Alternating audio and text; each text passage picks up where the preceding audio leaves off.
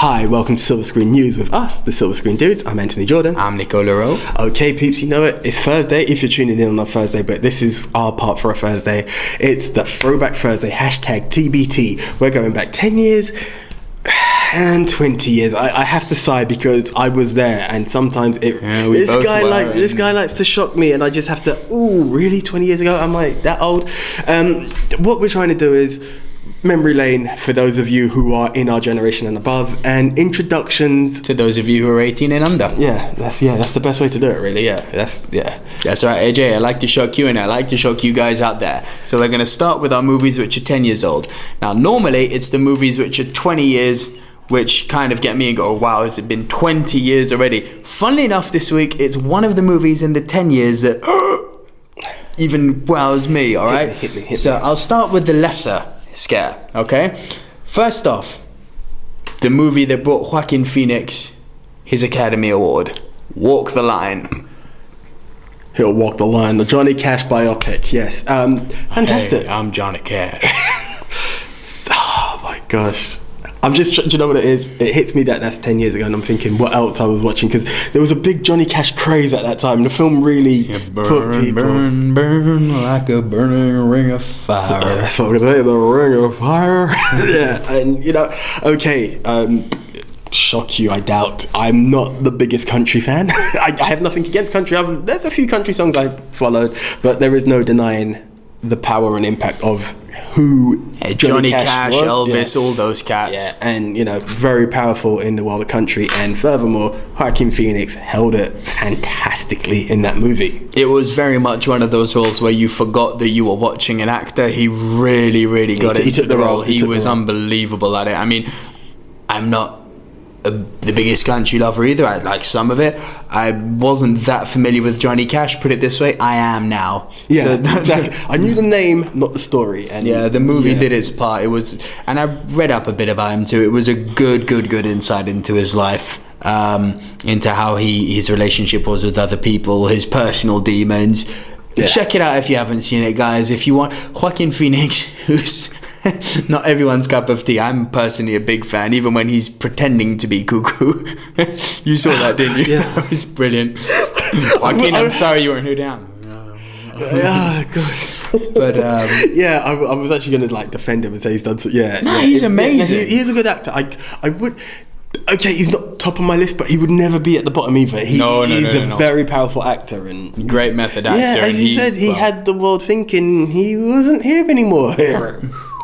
But I'm gonna be a rapper. Of course you are, mate. Yeah. And the thing is, we believed him. But sticking to the Ring of Fire, sticking to Johnny Cash. If you haven't seen it, as my line is, if you don't know, get to know. And it's definitely one I would say get to know. Get to know that one. It's a goodie. Now here's the one that shocks me. All right. That wasn't the shock. Okay, go. That wasn't the shocker. Hit me. Go. All right. Here's the image now, guys. It's Harry Potter and the Goblet of Fire, part... Whoa.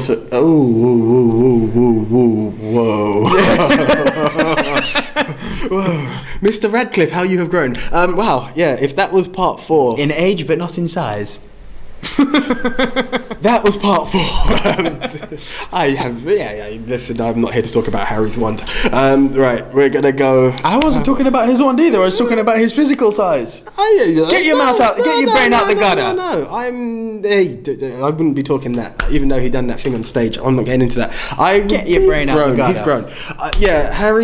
Harry Potter part 4. What can I say? 10 years. I'm kind of speechless with this one too. Okay, did you read the books? Most, right.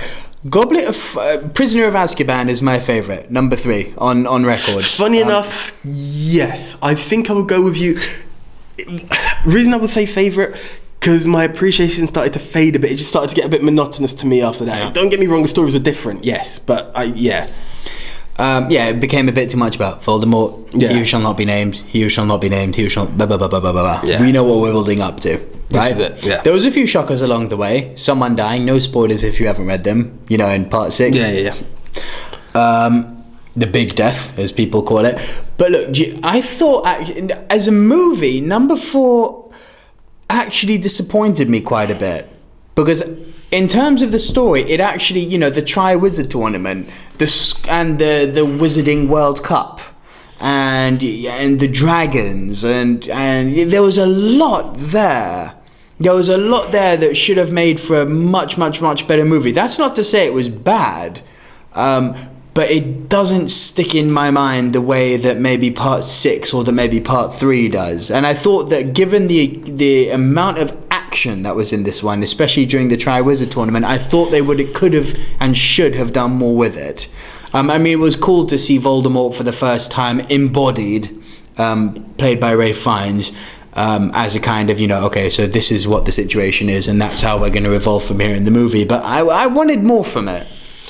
None of them left me feeling bad, but I just thought it could have delivered a lot more. Given, I mean, that was the first of the uber thick books. Like four was a biggie. I remember seeing that. It was like, okay, whoa, what, really? Yeah, and you kind of had a feeling of, this is one story. You know, it felt like it could have been a collection. It just had that big book. Like 1, 2, and 3 was sort of, and 4 went wong. Yeah, no, definitely did. Your bookshelf. You definitely had to make more space if that was near the end of your bookshelf. I agree with you. You could have seen more. Again, movies mirrored books for me when it came to that, in the sense of, it was building. Obviously, we've now seen Voldemort, and it had good points and low points, but it is Harry Potter frenzy, as you said, so you can't have full disappointment. You're still in tune. No, it was fun. It was, you know, I went into it not wanting too much from it, but I don't felt that I got that much from it either. It didn't disappoint, again, but it didn't rock my world. It left me feeling lukewarm. You have your major Potter fans who will see no fault because the book is there. Oh, well, hey, look, I am a major Potter fan. I love those books. I appreciate them. That's what I'm saying. I think, to me, knowing you as long as I've known you, you would wave the flag for Lord of the Rings above Potter. Any day of the week. This is what I'm saying. You have those people who are... They wanted to be in Hogwarts. That was the only school they wanted to. No matter what school they went to in real life, they wanted to be in Hogwarts. And that's the fans I'm talking about. Minas Tirith for the win. Rings fans, you know what I'm talking about. This is it. So, on that scale... Actually, screw that. I want to be in the Shire smoking pipe weed and getting all those big giant pumpkin cakes. And no, Shire, go Hobbits. We have it. But sticking in the world of Potter, it's amazing to think that was 10 years ago, which means how far back we're going with the other films. Yeah, right? It's the fact that it was the fourth one that made me go... I think the real shock factor is in a couple of years. Well, when they in our 20... Yeah, the first Harry Potter's going to be on the 20th anniversary mark.